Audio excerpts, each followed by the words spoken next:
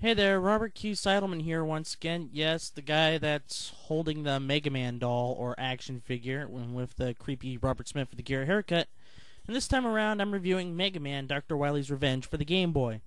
This game is Mega Man's first foray into portable gaming, and to be quite honest, it doesn't disappoint one bit. Everything that you enjoyed from the NES versions are here. The bosses, the solid gameplay, the great music. It hasn't changed much when they translated it from the console to the portables. Now, the first thing that you'll notice directly when you hit start and you see the boss select screen is the graphics. They look like they were ripped from the NES itself, just in black and white. Now, for a Game Boy game in '91, being able to do that is unbelievable. When you look at the sprites, the title screen, the actual levels, they look like they belonged in an NES game. And much like the NES versions, the controls are like the NES ones. A is jump and B is to blast away the enemies with your arm cannon or special weapons. The controller guy is quite solid as well, but I do have one little nitpick, and that is I kind of wish you got a little more air in your jumps. Because more often than not, you'll jump and you'll miss your mark and then you'll fall to your death. The music sounded like it also came from the NES version, just, it's great music. And that is no way a bad thing whatsoever. Sure, there are some tracks that leave something to be desired, but the majority of it is great. I must say that Cutman's and Electman's stage has the best music I've heard in a Game Boy in a long while.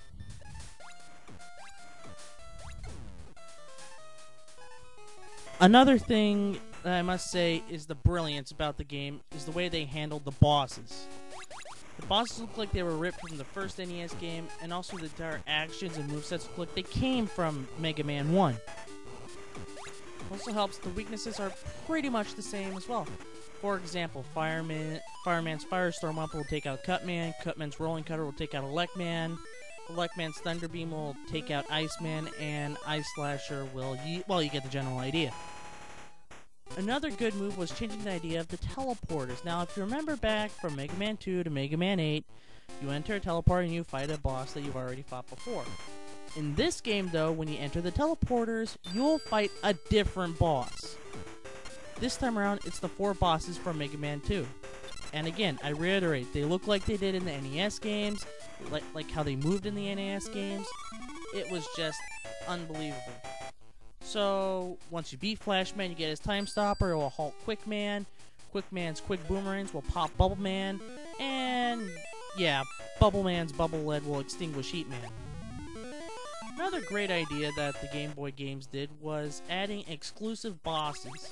This time around, it was Enker, spelled E-N-K-E-R.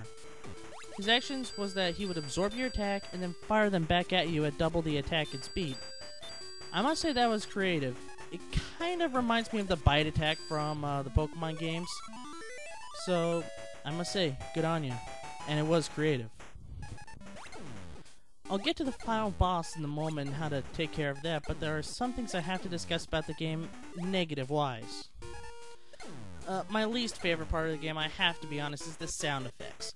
They are too overpowering. It kind of takes away from the music that you hear in the background. To be honest, it kind of reminds me of the original Metroid game where Samus Aran would literally walk over a great piece of music. In this game, an explosion would pretty much hurt your eardrums because they were so loud. If they toned those blasts down a bit, I think it'd be alright. Although it's not my least favorite part of the game, the final Wily level is riddled with these damn disappearing and reappearing platforms that haunt every Mega Man game. But the first half isn't that bad at all because it has a simple pattern. Just up and down, up and down, up and down. But the second half of the game is probably the hardest part.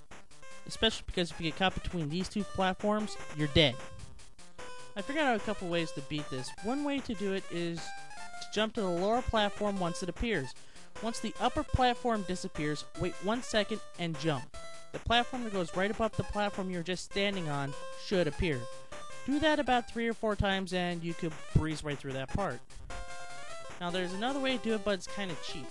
The cheap way you could do this is before the upper platform disappears, use carry to avoid having to go to the bottom ledge. You could do this about 3 to 4 times before you run out of carries. After that, some more passageways, and you're ready to go after Dr. Wily. Now, the Wily machine is what you come to expect from the series. 2 forms, each tougher than the last. The first form is shooting the bottom part of the machine while dodging the deadly spiked tires. The second form is avoiding a pincer while reflecting the beams that Wily shoots at you back at him with Anchor's weapon. Due diligence will prevail and you'll defeat Wily without any sweat. Sure, you'll take some damage thanks to those tires, but they're hard because they're hard to dodge, but once you figure out the pattern that comes with them, you'll be okay.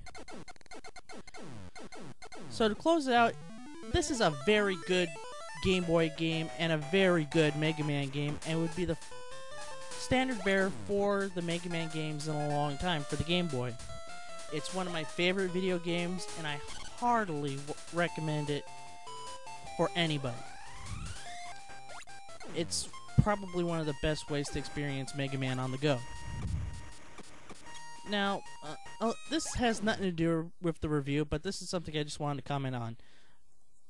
Capcom actually made a compilation game for the Game Boy Advance featuring all of the Game Boy Mega Man games. This would be given the color treatment like what 5 was did with the Game Boy, except done better. Now, I reserved this game back in 2004 alongside with the X Collection. It was completed and ready to be shipped, but unfortunately the release date was pushed back and back and back and was unfortunately never released. I kind of wish they would release it maybe for the Virtual Console, or maybe put them on the DS or something, maybe combine it with the Mega Man Extreme games or something, I don't know. So with that sad fact in mind, that wraps up this review. I'm Robert Q. Soderman, and I'll be back soon with another review. Take care, everyone.